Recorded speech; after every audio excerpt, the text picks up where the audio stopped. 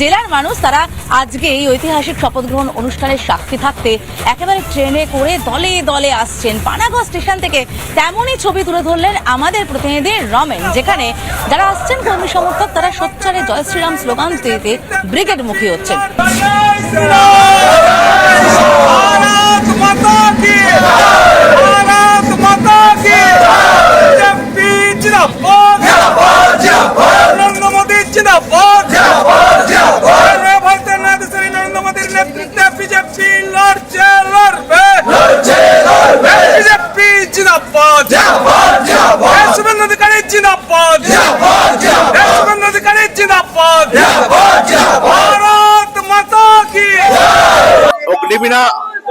অগ্নিবীণা এক্সপ্রেসে করে বিজেপি কর্মী সমর্থকরা, আমি একটু দেখাতে বলবো, কর্মী সমর্থকরা ব্রিগেড মুখী, তারা ব্রিগেডে যাচ্ছেন এবং স্বভাবতই আজকের উন্মাদনাটা আলাদা।